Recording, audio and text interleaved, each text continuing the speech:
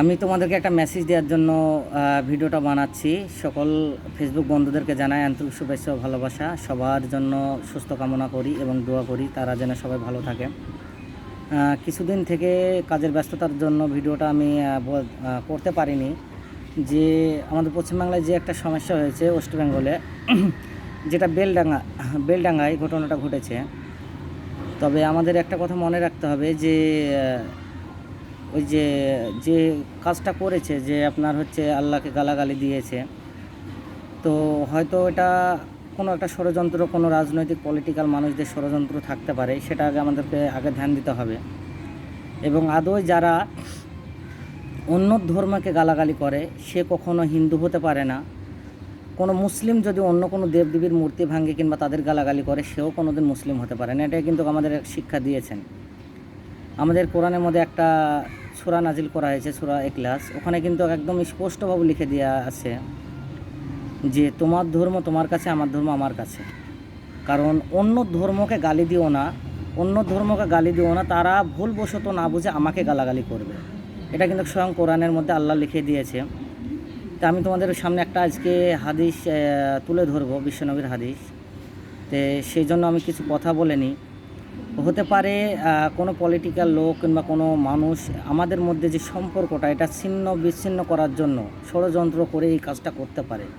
সবার আগে আমাদের ধ্যান রাখতে হবে এবং সেই ব্যাপারটা নিয়ে আমাদেরকে আগে কী করতে হবে, যে হয়তো আমার এই মনিরুল ভাই একটা মন্দিরে গিয়ে হয়তো কিছু গোমাংস রেখে চলে আসলো। কিসের জন্য? আমাদের মধ্যে একটা দ্বন্দ্ব সৃষ্টি তৈরি করার জন্য।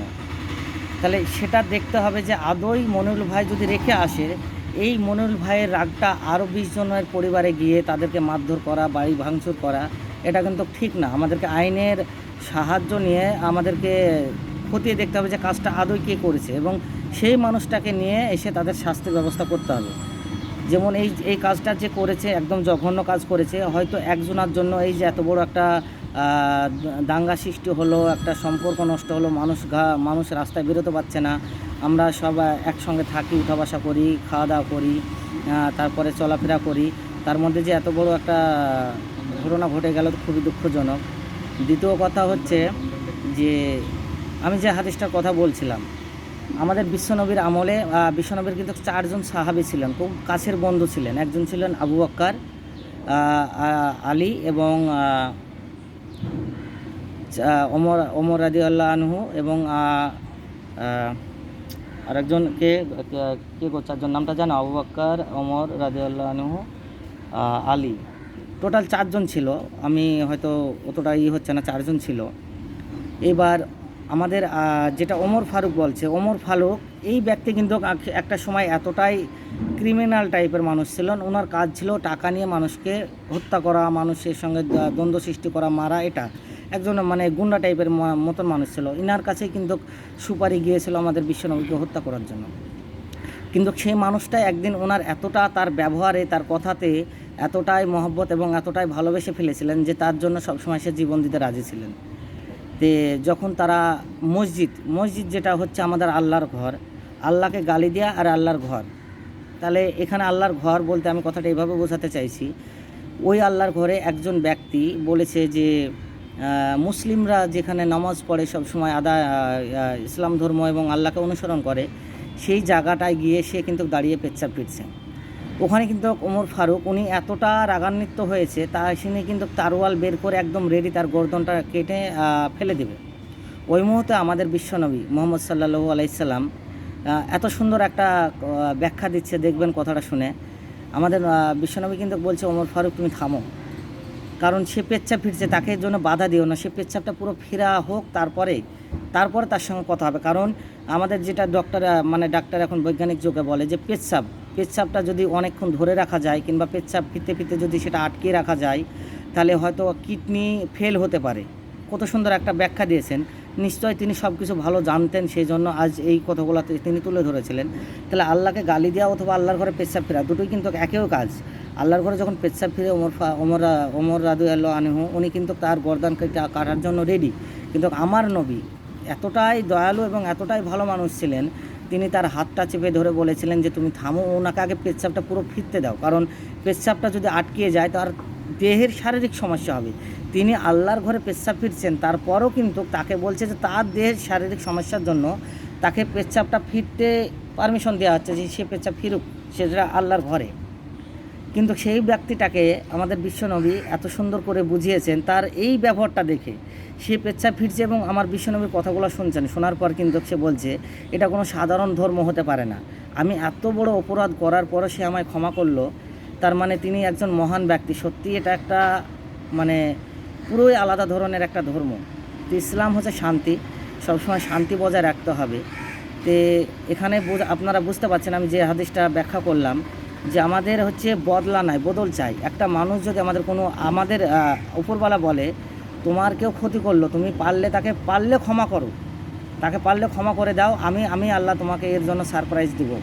তো সেই জন্য যে অন্যায়টা করেছে আমাদেরকে তাকিয়ে খুঁজে বের করে আইনের হাতে তুলে দেওয়াই হচ্ছে আমাদের কাজ। সেটা আমাদের সব ধর্মের ভাই মিলে উভয় প্রশাসনের কাছে গিয়ে যে কাজটা করেছে, হয়তো এটা কেউ দু একজন করেছে, কিন্তু তার জন্য অনেক ক্ষতি হয়ে গেল, অনেক মুসলিম ভাইদের ক্ষতি হলো, হিন্দু ভাইদের ক্ষতি হলো। এই যে একটা সম্পর্ক আস্তে আস্তে ছিন্ন ভিন্ন হয়ে যাচ্ছে, এটা আমাদের খতিয়ে দেখতে হবে। আর আমাদের প্রশাসনের কাছে আমাদের পুরো আশ্বাস এবং বিশ্বাস, তারা এই ব্যাপারটা দেখে যেই কাজটা করেছে, যার কারণে আজ এত বড় মানে আমাদের সম্পর্কটা দিন দিন নষ্ট হয়ে যাচ্ছে, তাকে আইনের হাতে নিয়ে এসে তাকে শাস্তি দেওয়া। কিন্তু আমাদের বদলা নিতে গেলে হবে না, বদল চাই।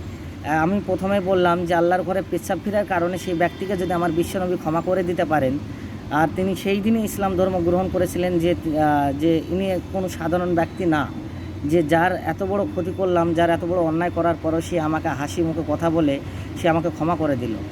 তো নিশ্চয়ই আমাদেরকে চেষ্টা করতে হবে যে ক্ষমা করার। আর বিশেষত দাঙ্গা সৃষ্টি কারা করে দেখবেন, আদৌ সে কোনো দিন মসজিদে যায় না, সে মানুষটাই কিন্তু আগে যাবে। তারা কোনো দিন মসজিদে যায় না ইসলাম ধর্ম সম্বন্ধে কিছুই জানে না, সে কিন্তু আগে যাবে মারামারি করতে। কারা যাবে? যে হিন্দু কোনো দিন হিন্দু কিতাবটাই খুলেনি, কোনো দিন বাইবেল অথবা ভগবান গীতা যেগুলো বলে ওনাদের ধর্মগ্রন্থ, সেগুলো কোনো দিন সে পড়েও নি, কারো কাছে শোনেও নি।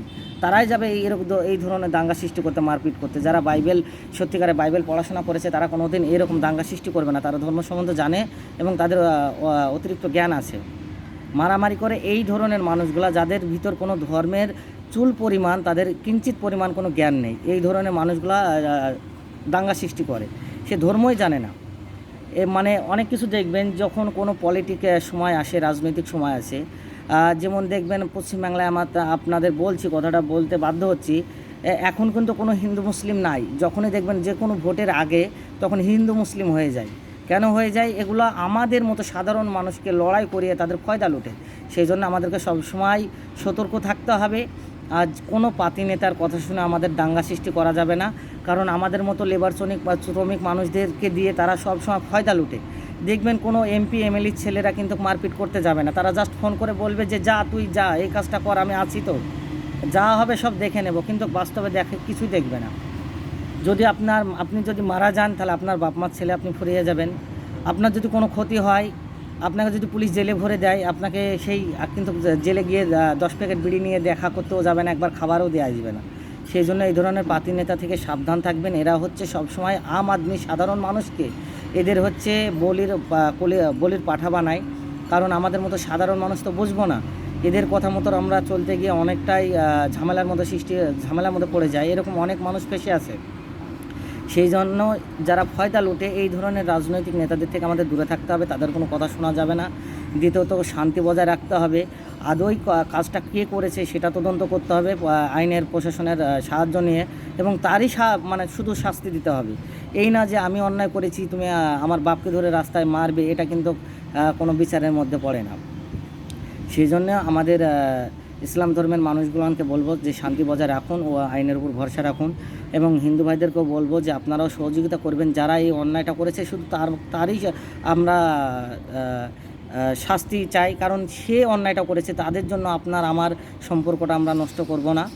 আর সবসময় কোনো রাজনৈতিক নেতাদের মদত শুনবেন না, এদের কথা শুনবেন না। এরা কিন্তু আপনাদেরকে সবসময় পাঠার বলি বানাবে, কারণ সাধারণ মানুষই বারবার বিপদে পড়ে, কিন্তু বড় বড় নেতারা বিপদে পড়বে না।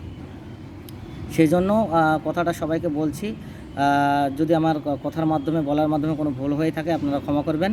সবার কাছে আমার রিকোয়েস্ট, আপনারা এরকম কোনো ঝামেলার মধ্যে পড়বেন না। কেউ যদি কোনো অন্যায় করে থাকে তাকে ধরে আইনের হাতে তুলে দিতে হবে। সেটা দুই সম্প্রদায়ের মানুষকে একসঙ্গে হয়ে কাজটা করতে হবে। এই না যে এই আমাকে গাল দিল আমি আজই করবো, এই আমার নামে এই করলো তা যাই তার বাড়ি ভাঙচুর করবো, এটা কিন্তু ইসলাম ধর্ম কোনো দিনই শেখায়নি।